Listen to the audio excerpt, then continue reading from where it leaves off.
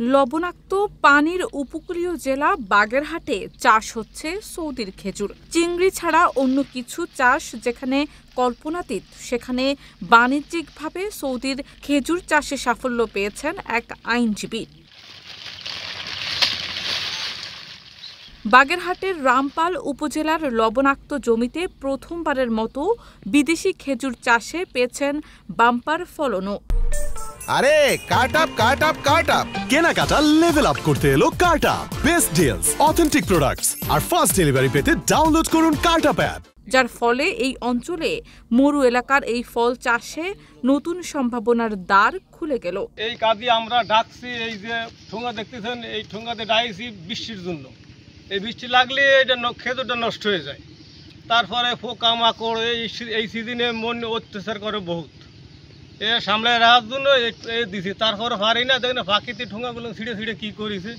এই শালিক, তারপরে কাউও আছে, বিভিন্ন রকমের পাখি তো অনেকগুলো পাখি আছে।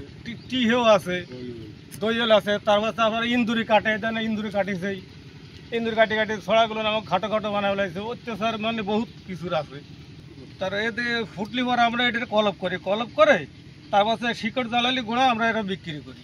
পেশায় একজন আইনজীবী হলেও 2014 সাল থেকে 15 একর জমিতে মৎস্য চাষ শুরু করেন রামপালের কৃষি উদ্যোক্তা দিহিদার জাকির হোসেন। চিংড়ি ও বিভিন্ন ফল চাষে আশানুরূপ সাফল্য না পেয়ে ইউটিউবে দেখে শুরু করেন সৌদির খেজুর চাষ। ইউটিউবে দেখলাম যে উত্তরবঙ্গে অনেক বাগান হচ্ছে, তারা এই গাছগুলো লাগাচ্ছে। তারপরে ওইখান থেকে আমি উৎসাহিত হয়ে আমি উত্তরবঙ্গ থেকে বলতে গেলে একটা পিস 40,000 টাকা করে আমি একটা পিস চারা কিনে আনি। আমি আমার এই বাগানটাকে তখন আমি 60টা চারা আনছিলাম।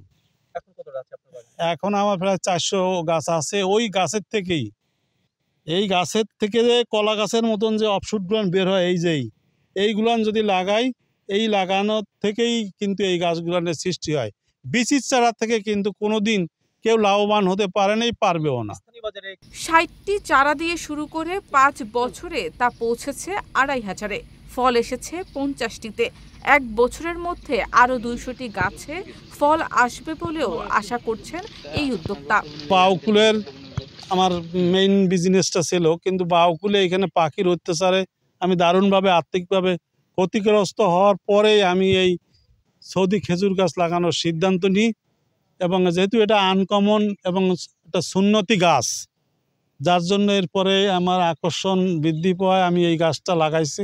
তা মোটামুটি লাভজনক একটা ব্যবসা। সকলকে বলবো যে আপনারা এই যদি পুকুর বা ভেরি বাঁধের পাশে উঁচু জায়গা থাকে, তাহলে আপনারা এই সৌদি খেজুর চাষ করতে পারেন। তবে বিচির চারা থেকে যদি করেন তাহলে কিন্তু আপনারা বাণিজ্যিকভাবে বাগান করতে পারবেন না। মরু এলাকার খেজুর চাষ করে এই উদ্যোক্তার সফলতা লবণ পানির উপকূলীয় অঞ্চলে এখন দৃষ্টান্ত স্থাপন করবে বলে প্রত্যাশা কৃষি সম্প্রসারণ অধিদপ্তরের।